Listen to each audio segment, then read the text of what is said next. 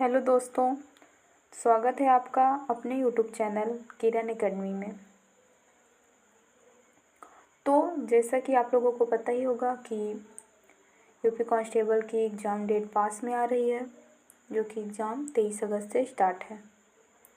तो हम लोग जो हैं हिंदी की प्रैक्टिस सेट स्टार्ट किए हैं, जो कि ये प्रैक्टिस सेट तीसरा है। तो जो है मैं इसमें कुछ 50 क्वेश्चंस लेकर आई हूँ, जो कि अपने आप में बहुत ही ज़्यादा महत्वपूर्ण है।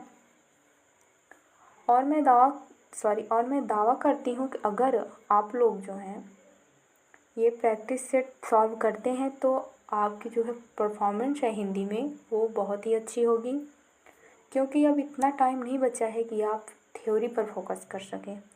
तो आप जितना ज़्यादा हो सके जो है ज़्यादा से ज़्यादा आप प्रैक्टिस सेट सॉल्व कीजिए, ठीक है। तो चलिए आगे बढ़ते हैं। पहला क्वेश्चन क्या है कि 14 सितंबर 1949 को भारतीय संविधान सभा ने हिंदी को भारत संघ की कौन सी भाषा का दर्जा दिया। क्वेश्चन को ध्यान से पढ़िए, उसके बाद आंसर दीजिएगा। क्वेश्चन क्या है कि 14 सितंबर 1949 को भारतीय संविधान सभा ने हिंदी को भारत संघ की कौन सी भाषा का दर्जा दिया। ऑप्शन क्या है, लोक भाषा, संपर्क भाषा, राष्ट्रभाषा या राजभाषा। तो बताइए इसका आंसर क्या होगा। तो कौन सी भाषा का दर्जा दिया गया। तो जो भाषा दर्जा दिया गया हिंदी को वह है राजभाषा का। तो option number D is the correct answer. अगला क्वेश्चन कि हिंदी दिवस किस तिथि को मनाया जाता है। तो बताइए हिंदी दिवस कब मनाया जाता है। तो ऑप्शन क्या है, 14 अक्टूबर, 27 फरवरी, 29 दिसंबर या 14 सितंबर। तो हिंदी दिवस जो है ना ही अक्टूबर में, ना ही फरवरी में, ना ही दिसंबर में मनाया जाता है। हिंदी दिवस 14 सितंबर को मनाया जाता है। तो option number D is the correct answer. अगला क्वेश्चन, अधिकार में उपसर्ग है, ठीक है। अधिकार में कौन सा उपसर्ग है। तो ऑप्शन क्या दिया गया है, कार, अधि, अ, कर। बताइए अधिकार में कौन सा उपसर्ग है। तो अधिकार में जो उपसर्ग है वह है अधि उपसर्ग। तो option number B is the correct answer. चलो आगे बढ़ते हैं। अगला क्वेश्चन कि निम्न में से ई प्रत्यय से निर्मित शब्द कौन सा नहीं है। क्या है कि ई प्रत्यय से निर्मित शब्द कौन सा नहीं है। क्वेश्चन को ध्यान से देखिएगा, उसके बाद आंसर दीजिएगा। तो ऑप्शन क्या है, नाली, मंडली, नगरीय या टोकरी। बताइए कौन से शब्द में ई प्रत्यय का उपयोग नहीं किया गया है। तो नगरीय में जो है ई प्रत्यय का उपयोग नहीं किया गया है। तो option number C is the correct answer. अगला क्वेश्चन क्या है कि तन शब्द लिंग निर्धारित कीजिए, यानी कि तन शब्द का लिंग बताइए कि तन जो है कौन सा, तन में जो है कौन सा लिंग है। तो ऑप्शन क्या दिया गया है, उभयलिंग, नपुंसक लिंग, स्त्रीलिंग या पुल्लिंग लिंग। बताइए तन शब्द में कौन सा लिंग होता है। तो तन शब्द में जो है पुल्लिंग लिंग होता है, ठीक है। तन एक पुल्लिंग शब्द है। तो option number D is the correct answer. अगला क्वेश्चन, से अलगाव किस विभक्ति का बोधक चिन्ह है। से अलगाव किस विभक्ति का बोधक चिन्ह है। तो ऑप्शन क्या है, अधिकरण, संप्रदान, अपादान या कर्म। बताइए से अलगाव किस विभक्ति का बोधन चिन्ह है। तो जो है से जो है अपादान विभक्ति का बोधक चिन्ह है। तो option number C is the correct answer. अगला क्वेश्चन, कोई, ठीक है, कोई शब्द में कौन से विशेषण का बोध होता है। ठीक है, कोई शब्द में कौन से विशेषण का बोध होता है। तो ऑप्शन क्या है, सार्वनामिक विशेषण, मूलावस्था, उत्तरावस्था या परिमाणवाचक विशेषण। तो क्या है, कोई शब्द में कौन से विशेषण का बोध होता है। तो कोई शब्द में जो है उत्तरावस्था विशेषण का बोध होता है। तो option number C is the correct answer. अगला क्वेश्चन कि उस विकल्प का चयन करो जो विशेषण का भेद है। तो क्या है वाक्य, उस घर में मेरा दोस्त रहता है। बताइए ऑप्शन क्या है, ऑप्शन ध्यान से देखिएगा, उसके बाद आंसर दीजिएगा। ऑप्शन है निश्चित परिणामवाचक, निश्चित संख्यावाचक, सार्वनामिक या गुणवाचक। क्या है? उस घर में मेरा दोस्त रहता है। बताइए कौन सा विशेषण है इसमें, जो है इस वाक्य में कौन सा विशेषण है? तो इस वाक्य में जो है ना ही निश्चित परिमाणवाचक, ना ही संख्यावाचक और ना ही गुणवाचक विशेषण है। इस पंक्ति में जो है सार्वनामिक विशेषण है इस वाक्य में। तो option number C is correct answer. अगला क्वेश्चन कि निम्नलिखित व्यंजनों में से कौन से व्यंजन का उच्चारण तालु से होता है? यह वर्णमाला का क्वेश्चन है। बताइए कि निम्नलिखित व्यंजनों में से कौन से व्यंजन का उच्चारण तालु से होता है? तो ऑप्शन क्या है? क, ढ, छ, म। बताइए उच्चारण तालु से होता है। जल्दी से ऑप्शन देखिए, उसके बाद तुरंत इसका आंसर दीजिएगा।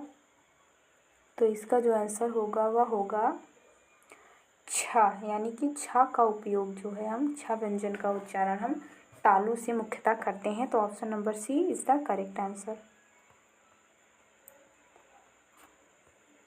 अगला क्वेश्चन कि लुंठित ध्वनि है। बताइए लुंठित ध्वनि कौन सी है? तो ऑप्शन क्या है? ड़, ध, ड, र। बताइए लुंठित ध्वनि कौन सी है? तो जो लुंठित ध्वनि है वह है र। ठीक है, कौन सी है? र। तो option number D is the correct answer. अगला क्वेश्चन कि वे भ्रष्टाचार के प्रबल विरोधी थे। वाक्य सर्वनाम का कौन सा प्रकार है? वे भ्रष्टाचार के प्रबल विरोधी थे, वाक्य सर्वनाम का कौन सा प्रकार है? तो ऑप्शन क्या है? निश्चयवाचक, पुरुषवाचक, संबंधवाचक या निजवाचक। बताइए आंसर क्या होगा?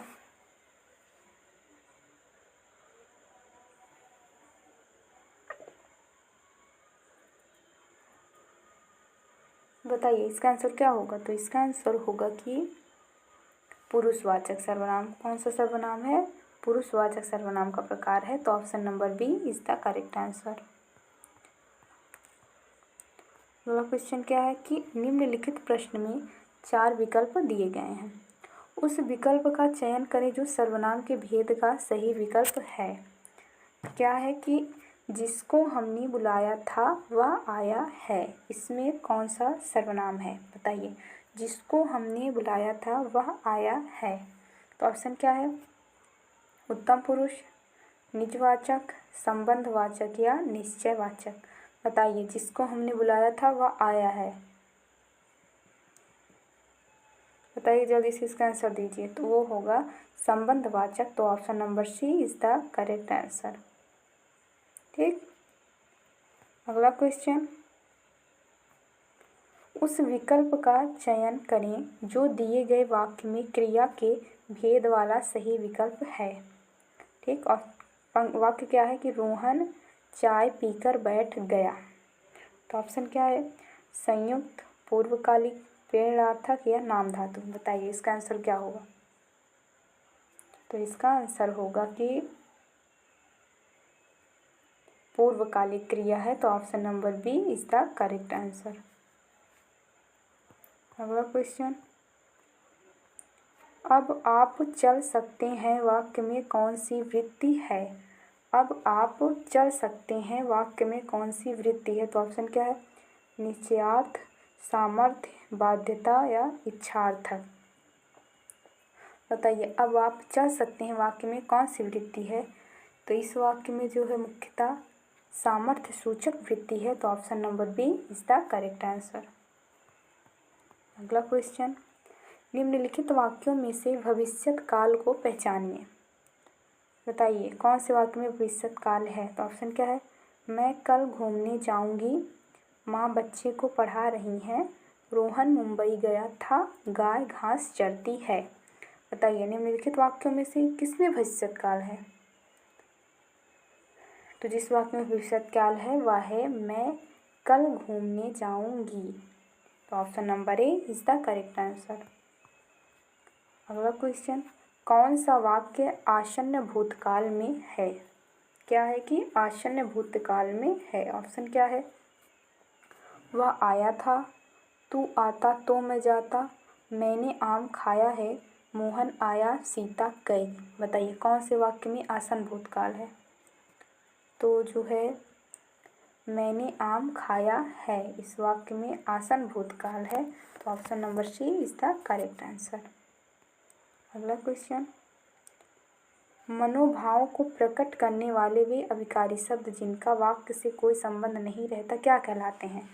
तो जो है वे शब्द जिन अभिकारी शब्द जिनका वाक्य से कोई संबंध नहीं रहता वे कहलाते हैं, वे हैं विस्मयादिबोधक अव्यय। तो option number A is the correct answer. अगला क्वेश्चन, मोहिनी तेज दौड़ती है, इस वाक्य में तेज क्या है? बताइए तेज क्या है इस वाक्य में? तो ऑप्शन क्या है? रीतिवाचक क्रिया विशेषण, स्थानवाचक क्रिया विशेषण, कालवाचक क्रिया विशेषण या परिमाणवाचक क्रिया विशेषण। बताइए मोहिनी तेज दौड़ती है, इस वाक्य में तेज क्या है? तो इस वाक्य में जो है तेज है रीतिवाचक क्रिया विशेषण। तो option number A is the correct answer.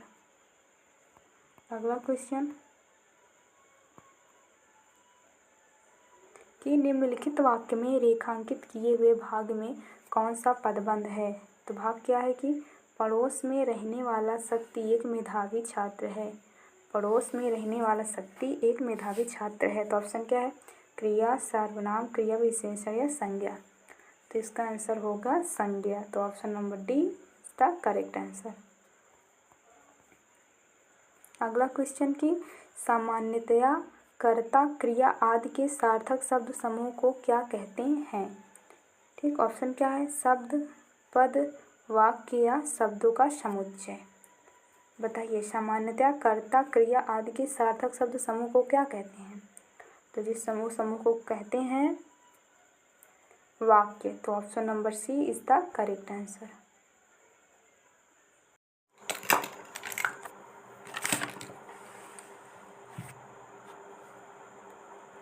Next question क्या है कि अवसर के अनुरूप बदल जाने वाले को कहते हैं। तो जो वाक्यांश से आपको इसका एक शब्द बताना है, एक वाक्य बताना है। क्या है कि अवसर के अनुरूप बदल जाने वाले को क्या कहते हैं? तो अवसर के अनुरूप जो बदल जाने वाले लोग होते हैं उनको जो है अवसरवादी कहते हैं। तो option number D is the correct answer. ठीक है। अगला क्वेश्चन, कि जो खाने योग्य ना हो उसे क्या कहेंगे? जो खाने योग्य ना हो उसे कहेंगे अखाद्य। तो option number A is the correct answer. अगला क्वेश्चन, की आँख खुलना मुहावरे का सही अर्थ है? बताइए इसका आंसर क्या होगा? आँख खुलना मुहावरे का सही अर्थ। तो ऑप्शन क्या है? ज्ञान होना, भ्रम में पड़ना, आँख किरकिराना, लज्जा दूर होना। आँख खुलने का अर्थ होता है जो है ज्ञान होना। तो option number A is the correct answer. ठीक, चलिए आगे बढ़ते हैं अगले क्वेश्चन की तरफ। क्या है अगला क्वेश्चन? कि उस विकल्प का चयन करें जो दिए गए मुहावरे का सही अर्थ वाला विकल्प है। क्या है कि उस विकल्प का चयन करें जो दिए गए मुहावरे का सही अर्थ वाला विकल्प है। ऑप्शन क्या है? मुहावरा क्या है? हिसाब बैठना। क्या है मुहावरा? हिसाब बैठना। तो बताइए ऑप्शन क्या है? ध्यान देना, सुविधा होना, सही लगना, पूछताछ करना। बताइए हिसाब बैठना मुहावरा का क्या अर्थ होगा? तो हिसाब बैठना मुहावरा का अर्थ होगा सुविधा होना। क्या होना? सुविधा होना। तो option number B is the correct answer. अगला क्वेश्चन, निम्न में से कौन सा शब्द शुद्ध है? क्या है कि निम्न में से कौन सा शब्द शुद्ध है? तो ऑप्शन क्या है? ऑप्शन नंबर ए ज्योत्सना, बी पुण्य, सी क्षमा, डी उन्नति। बताइए कौन सा शब्द शुद्ध है? तो इसमें ना ही उन्नति शुद्ध है, ना ही क्षमा शुद्ध है और ना ही पुण्य शुद्ध है। इसमें जो शब्द शुद्ध है वह है ज्योत्सना। तो option number A is the correct answer. अगला क्वेश्चन, अशुद्ध शब्द है? आपको अशुद्ध शब्द बताना है। तो ऑप्शन क्या है? संकट, संशय, अनसुईया, ऐनक। बताइए कौन सा शब्द अशुद्ध है? तो इसमें जो है ऐनक भी सही है, अनुसूया भी सही है और संशय भी सही है, लेकिन संकट जो है वह अशुद्ध शब्द है, तो option number A is the correct answer. अगला क्वेश्चन कि जिन सामासिक शब्दों में पहला पद संख्या को व्यक्त करने वाला विशेषण होता है वे शब्द कहलाते हैं। तो यह समास से समास की परिभाषा आपको पूछ रहा है कि कौन सा समास में ऐसा होता है कि जिन सामासिक शब्दों में पहला पद संख्या को व्यक्त करने वाला हो उस विशेषण को क्या कहते हैं, वे शब्द क्या कहलाते हैं। तो ऑप्शन को ध्यान से देखिएगा, उसके बाद आंसर दीजिएगा। ऑप्शन क्या है,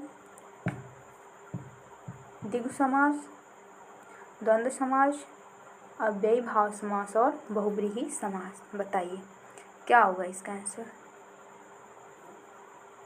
तो जिन सामासिक शब्दों में पहला पद संख्यावाची होता है वह समास होता है द्विगु समास।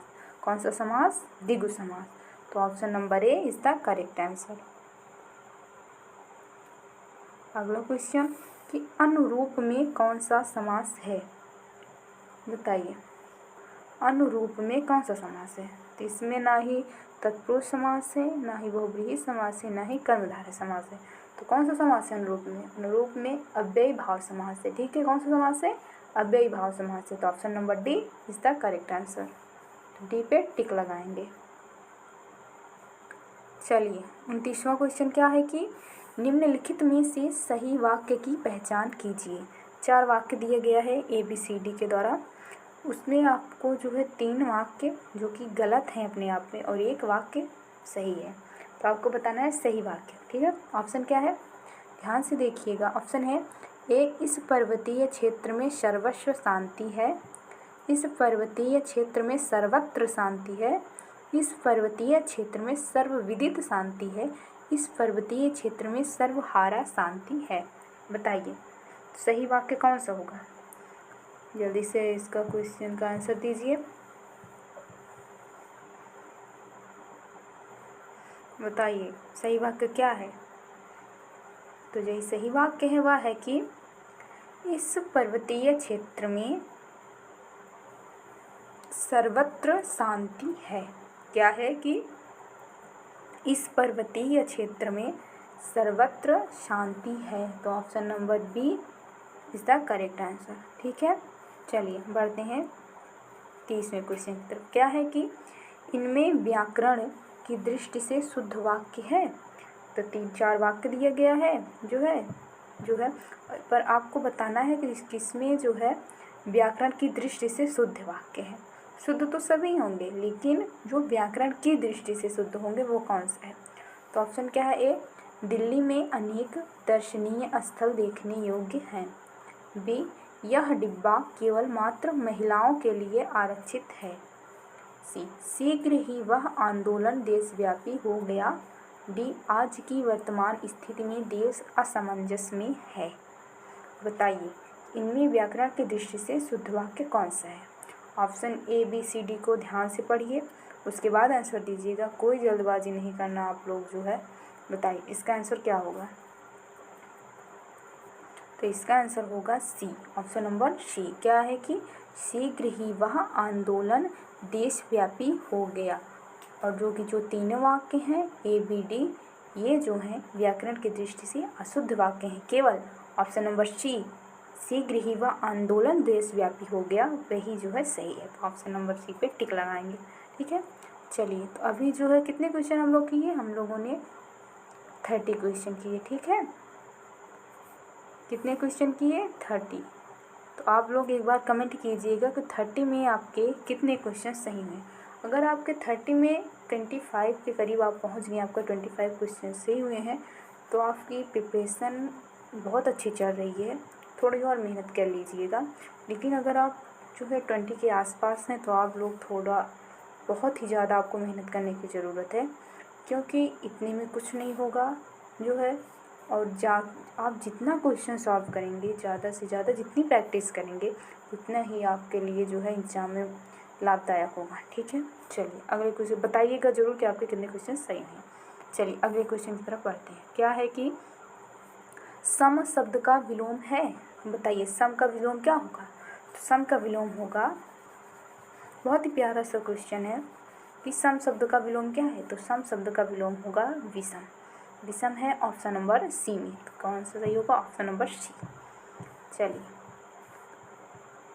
अगला क्वेश्चन क्या है कि शब्द और विलोम की दृष्टि से निम्नलिखित में से कौन सा विकल्प सही नहीं है? क्वेश्चन क्या है? शब्द और विलोम, शब्द दिया गया है, उसका विलोम भी दिया गया है, लेकिन आपको बताना है कि कौन से शब्द का विलोम सही नहीं है। क्या है? सही नहीं है। आपको नहीं है वाला बताना है वाला मत बता दीजिएगा, ठीक है। क्वेश्चन को ध्यान से पढ़िएगा तभी उसका ओएमआर भरिएगा, नहीं तो बहुत ही लोग जो है गलती कर देते हैं हड़बड़ाहट में आके। क्या है? लोलुप का संतुष्ट, विश्लेषण का विवेचन, एकांगी का सर्वांगीण, यौवन का वार्धक्य। बताइए कौन सा विकल्प सही नहीं है शब्द और विलोम की दृष्टि से? तो जो विकल्प सही नहीं है वह है विश्लेषण और विवेचन। कौन सा सही नहीं है? विश्लेषण और विवेचन, ठीक है। चलिए अगले क्वेश्चन की तरफ बढ़ते हैं जल्दी से। क्या है? प्रयोजन का समानार्थी शब्द नहीं है। फिर से नहीं आ गया, नहीं पे ब्लैक पेन से गोला कीजिएगा, ठीक है, उसके बाद आंसर कीजिएगा। क्या है? लक्ष्य, हेतु, नियोजन, उद्देश्य। बताइए इसका आंसर आप लोग कमेंट की बॉक्स में ज़रूर कमेंट कीजिएगा। बताइए कि प्रयोजन का समानार्थी शब्द नहीं है। क्या नहीं है? तो प्रयोजन का जो समानार्थी शब्द नहीं है वह है नियोजन, ठीक। तो option number C is the correct answer. अगला क्वेश्चन देखिए ध्यान से। नलिनी, कैरव, चंद्रप्रिया किसके पर्यायवाची शब्द हैं? क्या है? नलिनी, कैरव और चंद्रप्रिया ये किसके पर्यायवाची हैं? तो क्या है ऑप्शन?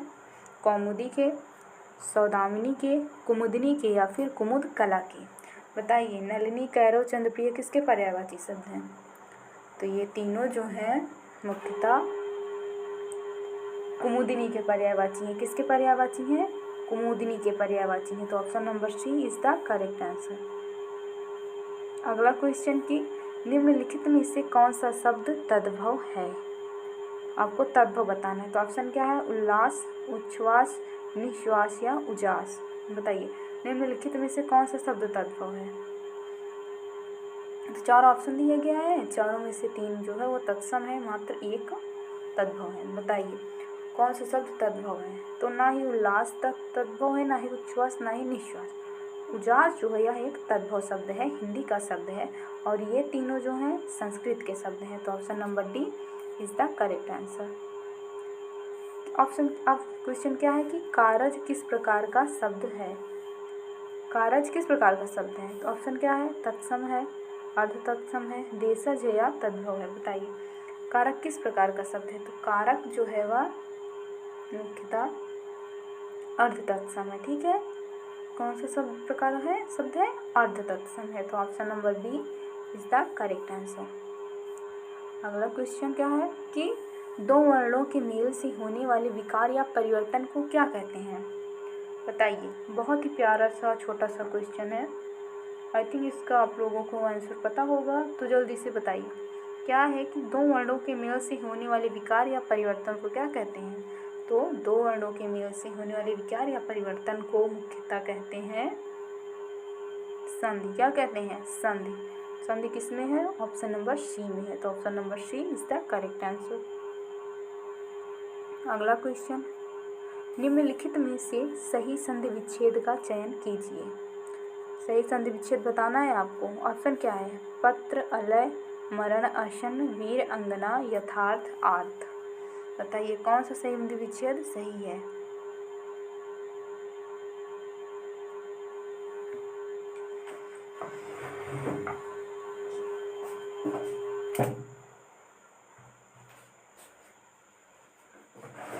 कौन सा संधि विच्छेद सही है? तो जो संधि विच्छेद सही है वह है वीर, अंगना। तो option number C is the correct answer. अगला क्वेश्चन कि वाक्य में आए गए रिक्त स्थान के लिए विकल्पों में से सही शब्द चुनिए। क्या है कि गांव के लोगों को कहते हैं? बताइए गांव के लोगों को क्या कहेंगे? गंवार कहेंगे या ग्रामीण कहेंगे या गंवरा कहेंगे या दुहाती कहेंगे? बताइए तो गांव के लोगों को क्या कहते हैं आप लोग? गांव के लोगों को गंवार तो कहेंगे नहीं ना, ये तो गलत बात हो गई जो है। वैसा तो है नहीं कि गांव के लोग गंवार हैं, ना ही उनको गंवोरा व्यक्ति कहेंगे, ना ही देहाती व्यक्ति कहेंगे। गांव को मुख्यतः जो है ग्रामीण व्यक्ति कहते हैं। गांव में जो लोग रहते हैं उनको ग्रामीण व्यक्ति कहेंगे, ना ही कि गंवार कहेंगे, क्योंकि ऐसा नहीं है कि गांव में सब गंवार ही होते हैं। ठीक है, तो क्या है, ग्रामीण व्यक्ति। तो ऑप्शन नंबर बी यहाँ पर होगा। चलिए अगला क्वेश्चन क्या है, रिपोर्टाज का संबंध किससे है? बताइए, रिपोर्टाज का संबंध किससे है? तो ऑप्शन क्या है, पत्रकारिता से है, नाटक से है, राजनीति से है या परंपरा से है? तो रिपोर्टाज का संबंध मुख्यतः पत्रकारिता से है। तो यहाँ पर क्या होगा, पत्रकारिता होगा। तो option number A is the correct answer. अगला क्वेश्चन क्या है कि चिर और चीर का अर्थ क्या है? तो बताइए, देखिए पहले चिर का अर्थ होगा पुराना, ठीक। दूसरे चिर का अर्थ होगा कपड़ा। तो क्या होगा आंसर, तो पुराना और कपड़ा किस में है? ऑप्शन नंबर बी में है। तो option number B is the correct answer. चलिए अगला क्वेश्चन कि अभय उभय शब्द युग्म का सही अर्थ है? बताइए, पहले अभय का अर्थ क्या होगा? तो ऑप्शन देखिएगा, ऑप्शन क्या है, हवा अग्नि, पढ़ना पढ़ाना, दोनों, निर्भय निर्भय दोनों। तो पहले अभय का अर्थ होगा निर्भय।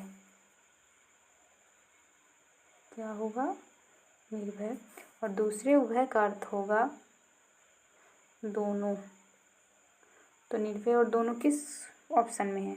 वह है ऑप्शन नंबर डी में। तो option number D is the correct answer. चलिए अगला क्वेश्चन देखते हैं कि निम्नलिखित शब्दों में से कौन सा शब्द अनेकार्थी नहीं है? नहीं पे गोला कीजिए बड़ा सा, कितना बड़ा, इतना बड़ा, जितना बड़ा मैंने किया है। ठीक है, बताइए निम्नलिखित शब्दों में से कौन सा शब्द अनेकार्थी नहीं है? तो ऑप्शन क्या है, महावीर, हत्या, अनंत, कनक। बताइए कौन सा शब्द अनेकार्थी नहीं है? तो जो शब्द अनेकार्थी नहीं है वह है हत्या। हत्या का कोई अनेकार्थी नहीं है। तो option number B is the correct answer. अगला क्वेश्चन, वर्ण का अर्थ नहीं होता है? बताइए वर्ण का अर्थ क्या नहीं होता है? तो वर्ण का अर्थ तो जो है रंग भी होता है, जाति भी हो जाता है, अक्षर भी होता है, लेकिन वर्ण का अर्थ सुंदर नहीं होता। तो option number B is the correct answer. यह जो है वर्णमाला के क्वेश्चन है, ये क्वेश्चन बहुत ही बार पूछे जा रहे हैं, जो है पूछे जा सकते हैं आप लोग, तो इसको वेरी इंपॉर्टेंट आप लोग कर लीजिए। चलिए अगला क्वेश्चन क्या है कि वाक्यम रसात्मक काव्यम किस आचार्य का कथन है? बताइए, ये कथन वाले क्वेश्चन है जो है, इससे एक या क्वेश्चन आपके पेपर में ज़रूर पूछे जा सकते हैं। किसका क्या कथन है, किसने क्या बोला था, किन्होंने कौन सी परिभाषा दी है, किसको कौन से काल को क्या कहा है, ऐसे क्वेश्चन। तो क्या है, वाक्यम रसात्मक काव्यम किस आचार्य का कथन है? तो ऑप्शन देखिए, उसके बाद आंसर दीजिएगा, बताइए जल्दी से।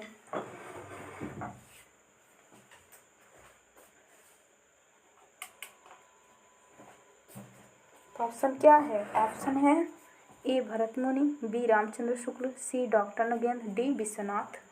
तो बताइए वाक्यम रसात्मक काव्यम को किसने कहा है? तो वाक्यम रसात्मक काव्यम को आचार्य विश्वनाथ जी ने कहा है। तो option number D is the correct answer. अगला क्वेश्चन बहुत ही प्यारा क्वेश्चन और छोटा क्वेश्चन है कि वीर रस का स्थायी भाव क्या है? बताइए वीर रस का स्थायी भाव क्या होता है? तो वीर रस का स्थायी भाव ना ही भय होता है, ना ही क्रोध होता है और ना ही विस्मय होता है। तो क्या होता है वीर रस का स्थायी भाव? वीर रस का स्थायी भाव होता है उत्साह। क्या होता है? उत्साह। तो option number C is the correct answer. वैसे मैं आशा करूँगी कि आप लोगों को जो है रस और उनके स्थायी भाव याद होंगे जो है, क्योंकि बहुत ही सिंपल सा टॉपिक है जो है रस, बहुत ही सिंपल सा और प्यारा सा टॉपिक है। चलिए अगला क्वेश्चन देखते हैं। जहाँ सभी छंद में सभी चरण समान होते हैं उसे क्या कहा जाता है? बताइए, जहाँ सभी छंद में सभी चरण समान होते हैं उसे क्या कहा जाता है? तो ऑप्शन क्या है, मात्रिक छंद कहेंगे, अर्धमात्रिक छंद कहेंगे, सममात्रिक छंद कहेंगे या विषम मात्रिक छंद कहेंगे? बताइए, जहाँ सभी छंद में सभी चरण समान होते हैं उसे कहते हैं सममात्रिक छंद। कौन सा छंद कहलाता है वो? सममात्रिक छंद कहलाता है। मतलब जहाँ सभी छंद में सभी चरण समान होते हैं, अर्थात कि इसके सभी चरण में जो है सभी छंद में सभी चरण समान होते हैं, चाहे जितने चरण हो वो समान हो, उसमें समान जो है मात्राएं होंगी। तो option number C is the correct answer. कौन सा है? सी सममात्रिक छंद है। चलिए अगला क्वेश्चन, कुंडलीय छंद में कितने चरण होते हैं? बताइए, कुंडलीय में कितने चरण होते हैं? ऑप्शन देखिए, ऑप्शन क्या है? 3 चरण होते हैं, 4 चरण होते हैं, 6 चरण होते हैं या 10 चरण होते हैं। बताइए, आंसर दीजिए कि कुंडलीय छंद में कितने चरण होते हैं। तो आप लोगों को पता ही होगा, कुंडलीय में ना ही 3, ना ही 4, ना ही 10 चरण होते हैं। कुंडलीय में मुख्यतः 6 चरण होते हैं। कितने चरण होते हैं? 6 चरण होते हैं। तो option number C is the correct answer. अगला क्वेश्चन, राम सो रहा है, इस वाक्य में कौन सी क्रिया है? बताइए, राम सो रहा है, ये कौन सी क्रिया कर रहा है? सोने की क्रिया कर रहा है। ये मत बताइए, आपको इसमें क्रिया बताना है, जो काम कर रहा है वो नहीं, ठीक है, व्याकरण वाली क्रिया। तो ऑप्शन क्या है? अकर्मक क्रिया, द्विकर्मक क्रिया, सकर्मक क्रिया या प्रेरणार्थक क्रिया। बताइए, राम सो रहा है, ये कौन सी क्रिया है? तो राम सो रहा है या न तो प्रेरणार्थक है, न सकर्मक है, न द्विकर्मक है, या अकर्मक क्रिया है। कौन सी क्रिया है? अकर्मक क्रिया है। तो option number A is the correct answer. आपका लास्ट क्वेश्चन आज की क्लास का, बताइए क्या है कि निम्नलिखित में से कौन सा वाक्य भाववाच्य को दर्शाता है? कौन सा वाक्य भाववाच्य को दर्शाता है? तो ऑप्शन क्या है? रवि बात करता है, मुझसे खाया नहीं जाता, मैं पुस्तक का विमोचन करता हूँ, नानी द्वारा कहानी सुनाई जाती है। बताइए, कौन से वाक्य में भाववाच्य है? बताइए, ऑप्शन देखिएगा, उसके बाद आंसर कीजिएगा।